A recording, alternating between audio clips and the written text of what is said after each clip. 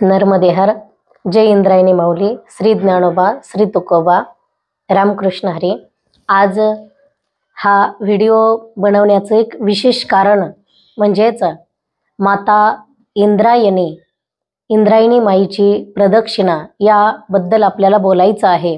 ते म्हणजे गेले 8 ते 9 वर्षापूर्वी, म्हणजे आता आमच्या लग्नाला जवळजवळ 10 वर्ष पूर्ण होत आहेत।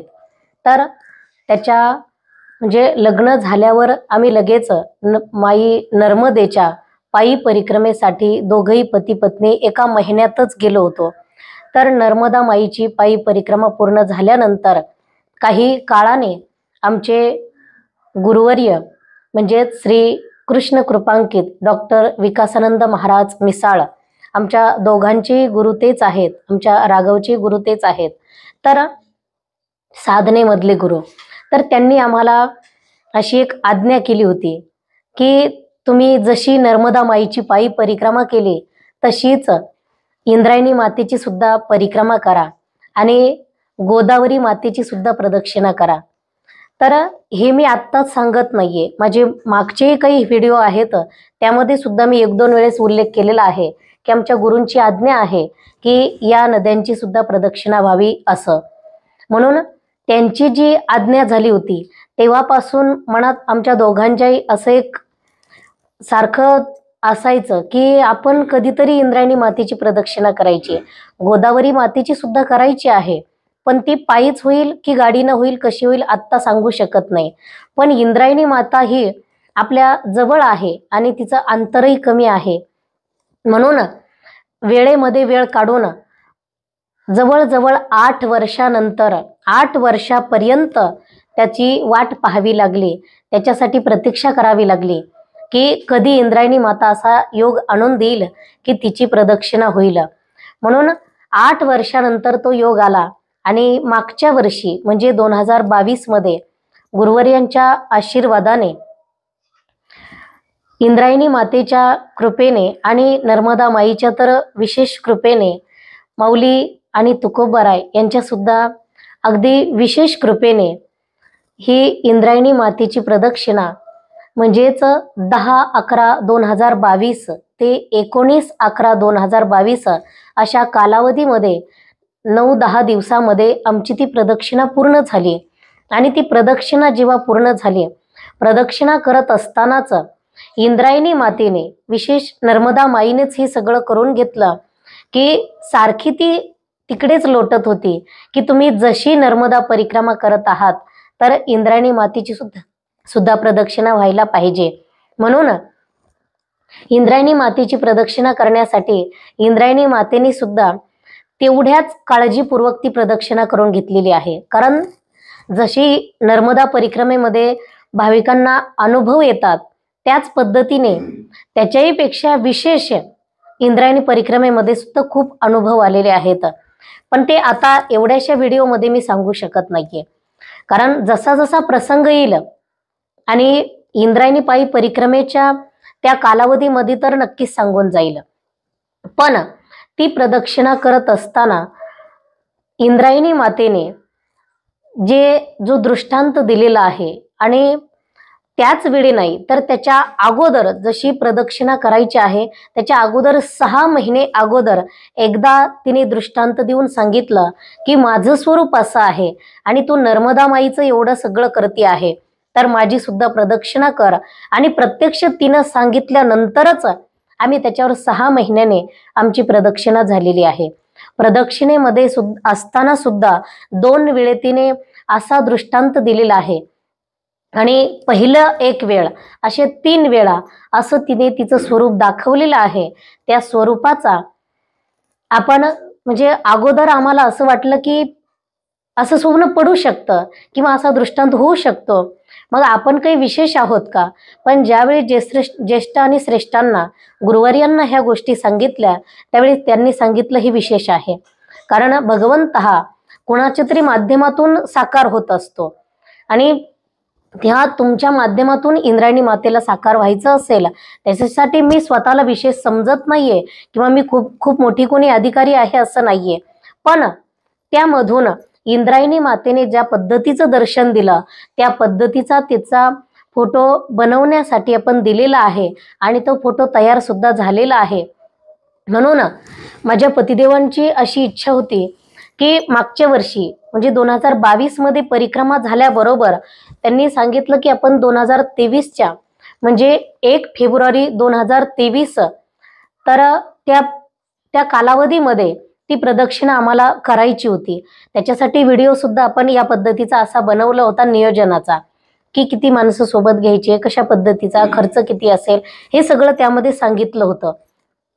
पण आपणा सर्वांना माहिती आहे, कारण जे आमचे भाग म्हणजे राघव नर्मदा परिक्रमा असेल किंवा माझी लग्नानंतरची पहिली पायी नर्मदा परिक्रमा असेल त्याचे 81 भाग असतील, अनेक आपलं जे राघव नर्मदा बस परिक्रमेचं नियोजन असेल, जे भाविक भक्त आहेत तर त्यांना ते सगळं हे सुद्धा पाहत आहेत की आपलं नर्मदा माईच्या किनाऱ्यावरती एक अन्नक्षेत्र आहे आणि त्या अन्नक्षेत्रामध्ये मागच्या वर्षी नेमकंच, मागच्या वर्षी म्हणण्यापेक्षा या वर्षीच 23 मध्येच 1 फेब्रुवारी 2023 मध्ये तर अन्नक्षेत्र चालू असताना डिसेंबरमध्येच अन्नक्षेत्र चालू झालं आणि एवढी धावपळ तिकडे चालू झाली की तिथे सुद्धा किराणा वगैरे आणून टाकणं, जेवणाची व्यवस्था करणं, इकडून बाजरी तिकडं नेणं, सगळ्या त्या धावपळीमध्ये आम्हाला ते नियोजन केलेलं सगळं थांबून ठेवावं लागलं आणि त्यावेळी आपण प्रदक्षिणा करू शकलो नाही. म्हणून पण इंद्रायणी मातेचा परत आदेश आला की प्रदक्षिणा करायची आहे आणि फोटो घेऊन करायचे आहे. कारण असं बोलत असताना खरोखर अंतकरण भरून येतो. ह्या सगळ्या गोष्टी ज्या आहेत आम्ही कुठं वाचून किंवा कोणाच्या ऐकून आत्तापर्यंत काहीच केलेलं नाहीये. कारण सगळ्या काही स्वतः कष्ट घेऊन स्वतः अनुभव घेऊन त्या केलेल्या आहेत. नर्मदा माईच्या प्रदक्षिणेचे सुद्धा जेवढे सगळे भाग तयार झालेले आहेत तर त्यामध्ये सुद्धा स्वतःचा खूप प्राण ओतलेला आहे, स्वतः खूप कष्ट त्यामध्ये घेतलेले आहेत. त्यामुळे त्याच्यामध्ये सुद्धा जेव्हा जेव्हा बोलते तेव्हा तेव्हा हृदय भरून येतं. आणि आता इंद्रायणी मातेने सुद्धा एवढं कुशीत घेतलेलं आहे की माई खूप विशेष काळजी घेते आणि माईचं एवढं लक्ष लागलेलं आहे की तुम्ही प्रदक्षिणा परत करायची आहे. म्हणून माझ्या पतिदेवांनी सांगितलं की आपण आता 1 फेब्रुवारी 2023ला करणार होतो, तर ती एवढे लोक घेऊन आपल्याला शक्य झाली नाही. आपण आता दोघांनीच करू, पण इंद्रायणी मातेचा फोटो घेऊन करू. पण परत असं वाटू लागलं की ज्यावेळी आम्ही प्रदक्षिणेमध्ये होतो 2022 मध्ये, तेव्हाच एवढ्या भाविकांचे, कारण आपल्याला जोडलेले भरपूर नर्मदा माईचे भक्त आहेत आणि माऊलींचे, तुकोबरायांचे, वारकरी संप्रदायाचे सर्वच भक्त मंडळी बरेच फोन करायचे की महाराज तुम्ही दोघंच निघून गेलात, आम्हाला सुद्धा यायचं होतं आणि थोड्या दिवसाचा आहे, कमी प्रवास आहे, आम्हाला सुद्धा शक्य झालं असतं. म्हणून आमच्या तेही लक्षात आलं आणि माझ्या पतिदेवांनी सांगितलं काही हरकत नाही, आपण दोघं करण्यापेक्षा 5-50 माणसं, कमीत कमी 50 माणसं आपण सोबत असावे. कारण जास्तही असले तरी हरकत नाही आणि कमी असले तरी हरकत नाही. असं काही आपलं टार्गेट नाही की एवढेच असावे तेवढेच असावे, असं काही आपल्याला खूप लोकांनी घेऊन जाणे आणि मग प्रदक्षिणा करायची असं काही नाहीये. तर ज्यांची अशी अपेक्षा आहे की नर्मदा माईची आपण 4000 किलोमीटर पायी प्रदक्षिणा करू शकत नाहीये, तर त्यांनी सुद्धा इंद्रायणी मातेची प्रदक्षिणा करायची. कारण आपण तिकडे एवढं चालू शकत नाही तर इकडे 100-200 किलोमीटर चालायला हरकत नाही. आणि ज्यांना असं वाटतंय की आपल्याला नर्मदा माईची प्रदक्षिणा करायची आहे पण आपल्याला कसं कळेल की आपण करू शकतो की नाही शकतो, म्हणून त्याच्यासाठी आपण ती प्रदक्षिणा करण्याच्या अगोदर एकदा इंद्रायणी मातेची प्रदक्षिणा करा. 100-200 किलोमीटर आपण चाललो तर आपल्या लक्षात येईल की आपण नर्मदा प्रदक्षिणा सुद्धा करू शकतो. म्हणून आपण या उद्देशाने, आणि नर्मदा माईची आपल्यावर जेवढी कृपा होते तेवढीच इंद्रायणी माता खूप विशेष आहे आणि तिची विशेष रूपाने आपल्यावर कृपा होण्यासाठी, कारण ज्या माऊलीने या महाराष्ट्राला असे 2 हिरे दिलेले आहेत की ज्यांना हिरं म्हणणं सुद्धा, हिऱ्याची सोबत त्यांची तुलना करणं सुद्धा ते कमीच वाटेल, असे माऊली ज्ञानेश्वर महाराज आणि जगद्गुरु तुकाराम महाराज. कारण त्यांच्याबद्दल आणि ते जन्माला येणार आहेत, अवतार घेणार आहेत, ह्याचं नियोजन किती काळ अगोदर झालेलं आहे ते सुद्धा तुम्हाला मी नंतर सांगणार आहे. इंद्रायणी मातेची प्रदक्षिणा करायची, कारण लोक प्रश्न विचारणारे सुद्धा आहेत आम्हाला की इंद्रायणीची प्रदक्षिणा का करायची. बरेच लोक म्हणतात की प्रदक्षिणा म्हणजे नामा म्हणे प्रदक्षिणा त्याच्या पुण्या नाही गणना. ही गोष्ट खरी आहे, पण ही इंद्रायणी मातेच्या बद्दलच बोललेलं आहे असं म्हणता येणार नाहीये. कारण ते ब्रह्मगिरी आणि त्र्यंबकेश्वरच्या गोदावरीच्या बद्दल त्या ठिकाणचं बोललेलं आहे, तर काही हरकत नाही. पण इंद्रायणी मातेची प्रदक्षिणा करावी असं कोणत्या ग्रंथात लिहिलेलं नाही, म्हणजे मला तर आढळलेलं नाहीये. तुम्हाला जर कोणाला दिसलं तर मला नक्की फोन करून सांगा. पण इंद्रायणी मातेची प्रदक्षिणा करायची असं कुठं लिहिलेलं नाहीये, तरी सुद्धा आपण ती केली आणि करायची आहे. इंद्रायणी माता विशेष आहे, तर ह्याचं उत्तर आपल्याला कुठल्या तरी ग्रंथात नक्की भेटलेलं आहे. त्याच्याशिवाय, कारण पुराव्याशिवाय आणि कुठल्या माहितीशिवाय आपण तसं बोलणार नाहीये. आणि म्हणून इंद्रायणी मातेची प्रदक्षिणा का करायची, तर ह्याचं उत्तर मी तुम्हाला नक्की सांगेल. पण आता व्हिडिओ मोठा होईल म्हणून आता सांगणार नाहीये. ज्यावेळी आपण प्रदक्षिणेमध्ये राहू त्यावेळी रोज इंद्रायणी माता तीर्थ महात्म्य असं आपण जेव्हा त्या 10-12 दिवसामध्ये पायी प्रवासामध्ये आपण सांगणार आहोत, त्यावेळी ही सगळी माहिती तुम्हाला सांगितली जाईल. इंद्रायणी माता नेमकं कोण आहे, कुठून आली, कशासाठी आली आणि महाराष्ट्रात येण्याचं विशेष कारण हे तुम्हाला नक्की सांगून देईल. म्हणून इंद्रायणी मातेची प्रदक्षिणा करत असताना आपण असं नियोजन केलेलं आहे की ते 10-12 दिवसाचा प्रवास आहे, म्हणजेच 11/12/2023 अशी त्याची तारीख आपण काढलेली आहे. कारण 11 डिसेंबरला संत श्रेष्ठ मौलिद ज्ञानेश्वर महाराजांचा संजीवन समाधी सोहळा आहे आणि त्या निमित्ताने तर सर्व वारकरी भाविक आळंदीमध्ये तर येणारच आहेत. आणि त्याच दिवशी आपण इंद्रायणी मातेच्या फोटोचं उद्घाटन करणार आहोत. कारण तो फोटो पहिल्यांदा इंद्रायणी माते आपण जर यूट्यूबवर गुगलवर सर्च केलं तर आपल्याला इंद्रायणी मातेचा फोटो बघायला भेटेल, पण तो फक्त प्रवाह रूपाने बघायला भेटेल. तर देवी स्वरूपामध्ये किंवा तिचं जे पद्धतीचं स्वरूप आहे त्या स्वरूपामध्ये आपल्याला बघायला भेटणार नाही.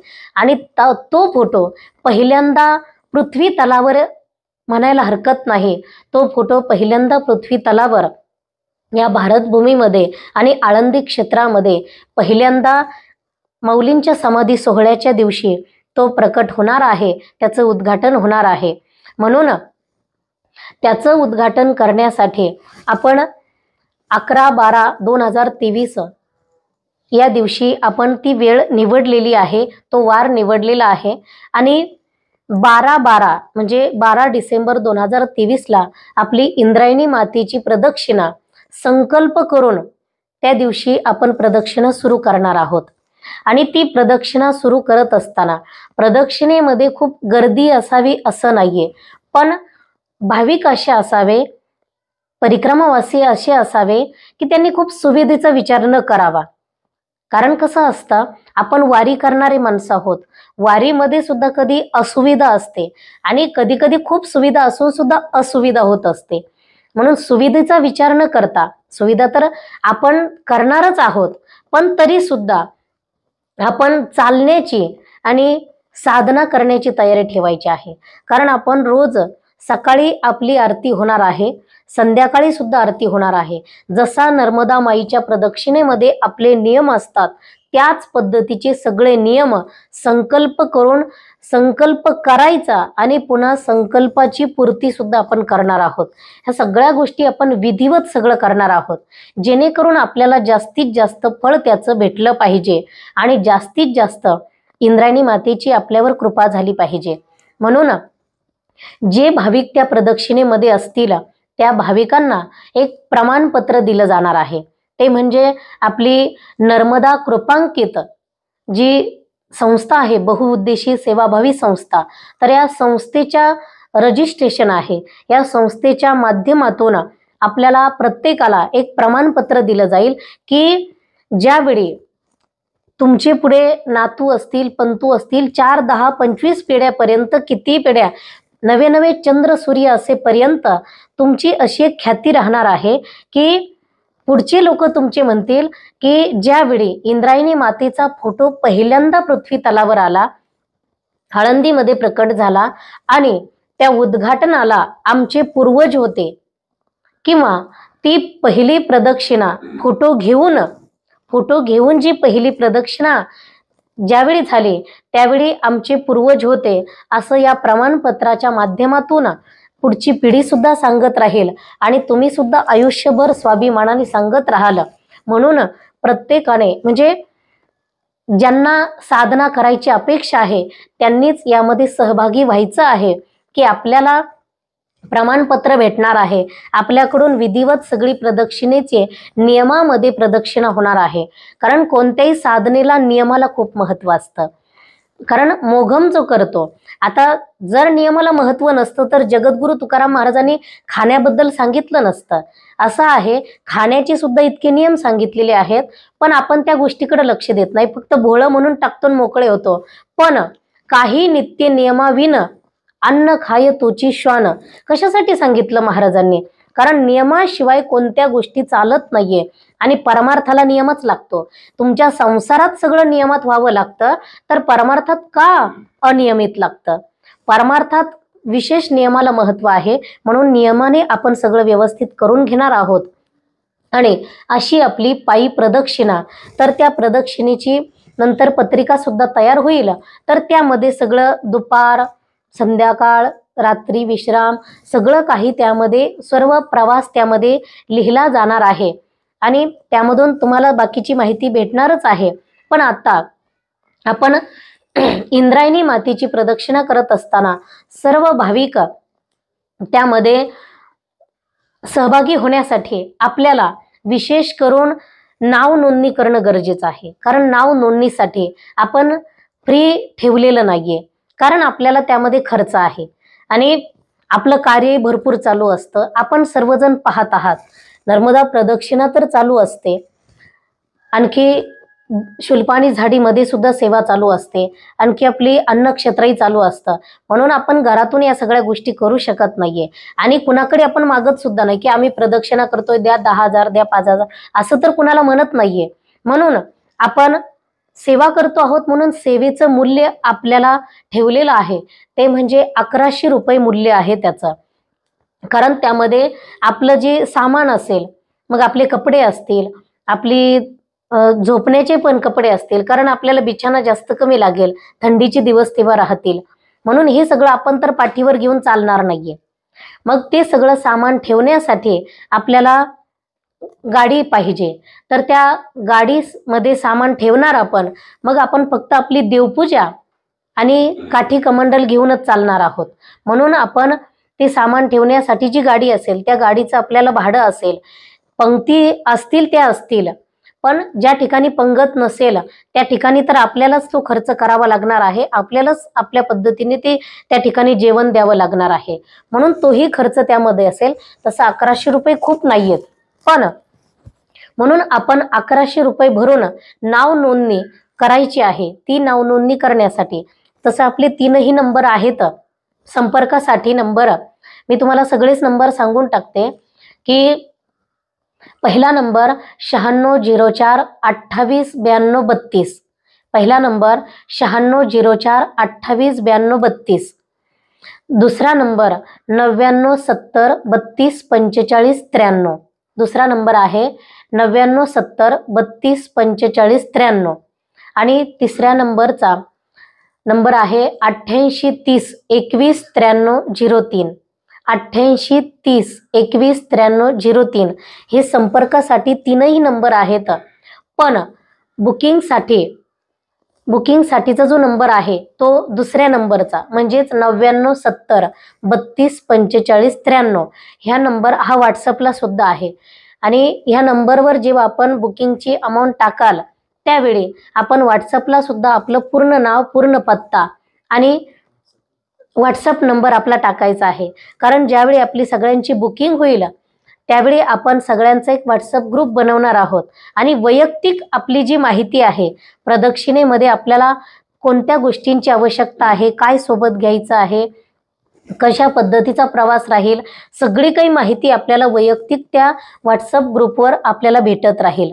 म्हणून आपण नाव नोंदणी करायची आहे आणि तीही लवकरात लवकर करायची आहे. म्हणजे आपल्याला असं नुसतं फोनवर नाव सांगितलं आणि मग आम्ही येणार आहोत असं म्हणून चालणार नाहीये.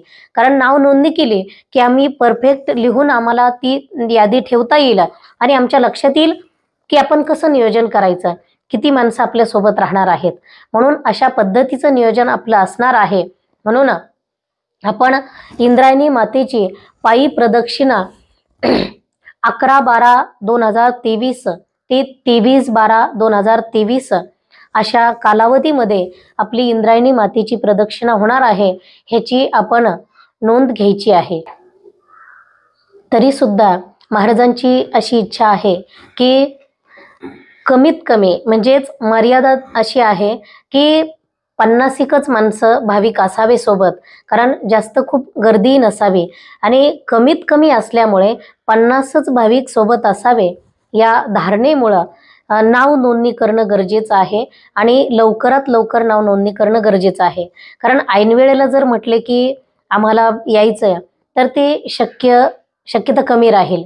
म्हणून आत्तापासूनच नाव नोंदणी करा.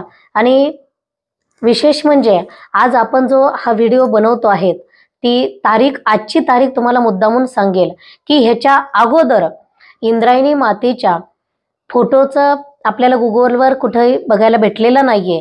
आणि आज हा व्हिडिओच्या माध्यमातून सांगते की आज 14/11/2023 म्हणजे दीपावलीचा पाडवा म्हणजे बलिप्रतिपदा असा हा आजचा शुभ मुहूर्त आणि या मुहूर्तावर आपण हा व्हिडिओ आज बनवत आहोत. हा व्हिडिओ बनवून आपण इंद्रायणी मातेचा जो फोटो आहे त्या फोटोचं आत्तापर्यंत गुगलवर यूट्यूबवर कुठे बघायला भेटलेलं नाहीये. पण इथून पुढे आपल्याला 11/12/2023 या तारखेला आपल्याला पूर्ण म्हणजे यूट्यूबवर गुगलवर आपल्याला सगळीकडे तो फोटो बघायला भेटेल आणि प्रत्यक्ष साधनेमधून तो साकारलेला आहे. म्हणून त्याला विशेष महत्त्व असेल आणि विशेषत्वाने प्रत्यक्ष इंद्रायणी मातेने तो दाखवलेला आहे. त्या पद्धतीनेच, कारण कुणी काय प्रश्न विचारील काय विचारील त्याचं उत्तर आमच्याकडे आहे, पण इंद्रायणी मातेचा हा फोटो त्याच वेळेला या पृथ्वी तलावर येणार आहे. म्हणून हे व्हिडिओची आजची तारीख आहे 14/11/2023. म्हणून नाव नोंदणी करून आपण या ठिकाणी इंद्रायणी मातेच्या प्रदक्षिणेसाठी पायी प्रदक्षिणा करायची आहे. 10-12 दिवस प्रवास खूप दिवसभर राहणार नाहीये, फक्त 15 ते 17 किलोमीटर एवढाच ठेवलेला आहे. कारण आम्ही पूर्ण असं गाडीने पण चालून आणि पायी पण मोबाईलवरती हे करून अंतर मोजलेलं आहे आणि ते सगळं अंतर मोजूनच आपण त्या पद्धतीचा मुक्काम ठरवलेला आहे की दिवसभरात आपल्याला 18 किलोमीटर तर नसेलच, नाहीच आहे, 17 किलोमीटर पर्यंतच दिवसभरात चालायचं आहे. ज्यांना शक्य आहे की आपण चालू शकतो एवढं आणि मोकळं चालायचं आहे, सामान आपल्याकडे राहणार नाही, सामान गाडीत राहणार आहे, फक्त देवपूजा. आणि महाराजांनी असं सांगितलं की काठी आपण आपली स्वतः आणायची, कारण काठी पायी परिक्रमेमध्ये तो दंडक असतो. त्या सगळ्या गोष्टींचा अर्थ तुम्हाला पुराव्यासह मी पायी परिक्रमेत सांगणार आहे की दंडक का असावा, कमंडल का असावा, ह्या सगळ्या गोष्टी तुम्हाला मी नंतर सांगणारच आहे. म्हणून काठीची सुद्धा ज्यांनी नाव नोंदणी केली त्यांनी काठीची सुद्धा तयारी करा. कमंडलचं बघू आपण, महाराज सांगतील त्या पद्धतीने तुम्हाला ग्रुपवर माहिती दिली जाईल. म्हणून आता सर्वांनी याची नोंद घ्यावी. या ठिकाणी थांबते. नर्मदे हर. जय इंद्रायणी माऊली. श्री ज्ञानोबा, श्री तुकोबा.